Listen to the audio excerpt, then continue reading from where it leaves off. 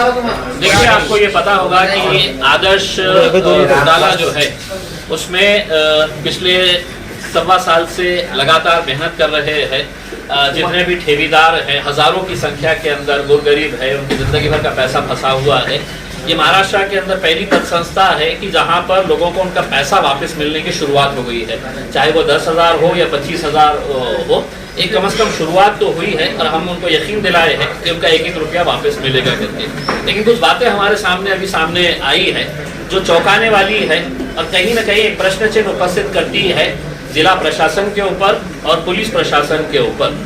पवन अधाने ये यशस्विनी बैंक का एफआईआर के अंदर मुख्य आरोपी है। इसके माता पिता देवीदास अधाने और उनकी पत्नी दोनों भी पिछले 1 साल से हरसूल जेल के अंदर है, क्योंकि ये आदर्श के अंदर मुख्य आरोपी है। यशस्विनी के अंदर पवन अधाने को ये बताया गया है कि ये फरार है, ये एब्सकॉन्डिंग है। ऐसे हालात के अंदर उसकी जो प्रॉपर्टीज है यहाँ पर, जिसके लिए जब हम एफआईआर रजिस्टर किया गया था तो सबसे पहले हमने पुलिस से ये मांग की थी कि आप लेटर तहसीलदार, कलेक्टर, तलाठी, सबको है तो मंडल अधिकारी सबको दे दीजिएगा कि ये आदर्श के और यशस्विनी के जितने भी ठेकेदार हैं, जितने भी ये है डायरेक्टर, चेयरमैन, बैंक के मैनेजर्स, उनके कोई भी प्रॉपर्टी की कोई डीलिंग नहीं होनी चाहिए। मतलब कोई रजिस्ट्री नहीं होना चाहिए, कोई बेचना नहीं चाहिए, कोई फेरफार नहीं होना चाहिए। अब हमारे पास कुछ ऐसे डॉक्यूमेंट्स हाथ लगे हैं जिससे ये साबित होता है कि जटवाड़ा के पास राहत पट्टी टांडा में तकरीबन 1 एकड़ जगह जो है वो बेचने का, फेरफार करने का उसको अधिकार दे दिया गया। किसने अधिकार दिया? तो यहाँ पर बैठने वाले तहसीलदार साहब ने दिए हैं, रमेश मुंडलोट साहब ने, और उन्होंने अपने ऑर्डर के अंदर साफ कर दिया है कि मुझे पुलिस वुलिस का कोई नहीं है, ठेकेदारों को पैसे चाहिए तो कोर्ट में जाओ और कोर्ट से जाकर लेकर आए करके। हमारा ये सवाल पैदा होता है कि उन्होंने बाज़ाब्ता मैंने हियरिंग लिया है बोल के, और उस हियरिंग के अंदर पवन अधाने भी शामिल हुआ है। तो सवाल ये पैदा होता है कि पुलिस को पवन अधाने एब्सकॉन्डिंग लग रहा है, फरार घोषित बताया जा रहा है, और वो यहाँ पर कलेक्टर ऑफिस में आके बाज़ाब्ता हियरिंग अटेंड कर रहा है। फिर इसके बाद 2 प्रॉपर्टीज यही पवन अधाने की वहाँ पे है पीसा देवी के ऊपर, तकरीबन 11,000 स्क्वायर फीट का रोड के ऊपर के 2 प्लॉट्स है, वो बेचे गए। जालना के एक बहुत बड़े उद्योगपति है गोयल साहब को बेचे गए है करके। तो जब पत्र ये लिखा गया है कि ये प्रॉपर्टीज एमपीआईडी के अंदर आ गए हैं, ये आरोपी फरार है, जो वहाँ के ठेकेदार है उन्होंने लिखित के अंदर तहसीलदार को दिया कि साहब ये जमीन जो है इसकी फेरफार नहीं की जाए, क्योंकि ये यशस्विनी के ठेकेदारों के पैसे से ली गई है करके, और इसका मामला पुलिस स्टेशन के अंदर चल रहा है, तब कोई इसकी दखल नहीं ली गई है करके। एक प्रॉपर्टी ऐसी है धामन गांव की, जो उस वक्त के यशस्विनी के एक बैंक मैनेजर उनके नाम के ऊपर प्रॉपर्टी थी। वो प्रॉपर्टी उन्होंने बेचे। यहाँ के हमारे मंत्री साहब है, सरकार मंत्री रह चुके हैं, उनका पीए है, उनके नाम के ऊपर ये प्रॉपर्टी बेची गई है इसमें। और वो बेचते वक्त तहसीलदार साहब ने ये बताया है कि साहब ये मैं इसलिए बेच रहा हूँ कि पुलिस वालों ने मुझसे कहा है कि जिसने बेचा है, जो बैंक का मैनेजर है, उसका नाम है गणेश नाना साहेब शिंदे। हाँ, ये गणेश नाना साहेब शिंदे अभी भी फरार है। बैंक का मैनेजर हुआ करता था यशस्विनी पद संस्था का। एफआईआर रजिस्टर हुई थी यशस्विनी की, तो उसमें 16 लोगों के नाम है।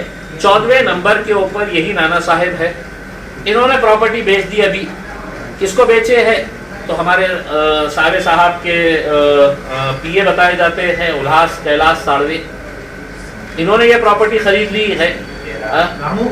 और ये प्रॉपर्टी उन्होंने किस बुनियाद के ऊपर खरीदी? लिखित के अंदर उन्होंने बताया कि साहब हमारे को एसआईटी के सीनियर पीआई ने लिखित के अंदर दिया कि सदर पत्र आधारे कळविले की श्री गणेश नाना साहेब शिंदे हे गुन्ह्यात आरोपी नाही हे यांनी लिखित मध्ये तहसीलदारांना दिलं। मग हमारे को ये सवाल है कि पीआई साहब ये एफआईआर इम्तियाज जलील ने नहीं फाड़ा है, मुझे ये बताइए 14 नंबर के ऊपर गणेश नाना साहेब शिंदे एफआईआर में आरोपी है, तो ये खुलेआम यहाँ पर तहसीलदार साहब के पास आ रहे हैं, हियरिंग अटेंड कर रहे हैं, पुलिस वालों को नहीं मिल रही है। राहत पट्टी टांडा के अंदर जो जमीन ली गई है 5 लोगों ने मिलकर लिए है, उसमें एक जो है वो लड़का जो है वो पुलिस वाले का बेटा है। ठीक है, कानून नहीं होगा कि साहब उसका क्या लेना देना है करके, लेकिन क्या पुलिस वालों को भी ये पता नहीं है कि आदर्श और यशस्विनी के केसेस चल रहे हैं, उनका ही डिपार्टमेंट इसकी इंक्वायरी कर रहा है करके उसमें। तो ये सब प्रश्नों के उत्तर जो है वो यहाँ के जिलाधिकारी साहब को देना है और पुलिस कमिश्नर साहब को देना है। अगर आप प्रामाणिक तरीके से काम कर रहे हैं तो ईमानदारी से हम पूरे डॉक्यूमेंट्स देते हैं। पुलिस कमिश्नर साहब ने तलाकी हो, मंडल अधिकारी हो, तहसीलदार हो, इनके ऊपर FIR रजिस्टर करना चाहिए उसमें। और इसके कंप्लेनेंट जो है वो मेरे हिसाब से हम में से कोई नहीं होना चाहिए। कलेक्टर साहब ने होना चाहिए कि नहीं, मेरे तहसीलदार ने ये गलत किया है, इसके ऊपर FIR रजिस्टर करिए पुलिस कमिश्नर साहब, मैं कंप्लेन आपको दे रहा हूँ करके उसमें। वरना ये लोग इतने सालों से लड़ रहे हैं, अब जो जितने भी आरोपी जेलों में बंद थे वो कोर्ट की वजह से बाहर निकल के आ रहे हैं, सबको बेल मिलना शुरू हो गई है। तो बाहर निकलने के बाद ये कितना नंगा नाच करने वाले हैं आप कुछ समझ सकते हैं उसमें।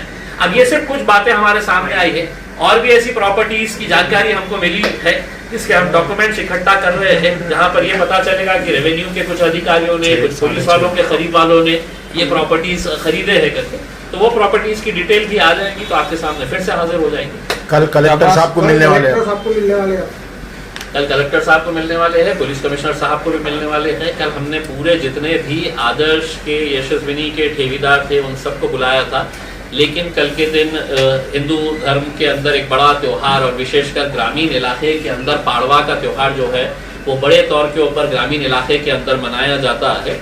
तो हमने फैसला किए है कि कल बहुत ज़्यादा रश ना करते हुए जितने लोग आएंगे हम उनके साथ जाएंगे और बिल्कुल हमारा एक डेमोक्रेटिक वे से, लोकशाही मार्गाने हम उनको डॉक्यूमेंट्स बताएंगे और उनसे सवाल पूछेंगे। कलेक्टर साहब को भी मिलेंगे और पुलिस कमिश्नर साहब को भी मिलके ये पूरे डॉक्यूमेंट्स उनको देंगे। अगर इंसाफ नहीं मिला आगे तो क्या करेंगे आप? कलेक्टर ऑफिस के सामने बहुत बड़ा इनडेफिनेट धरना आंदोलन करेंगे। और इनडेफिनेट मतलब सुबह 10 से 5 बजे तक का नहीं, इनडेफिनेट सबको बिठाएंगे और यहाँ पे बैठ के है तो कलेक्टर साहब के ऑफिस के सामने मोटा एक आंदोलन खड़ा करेंगे।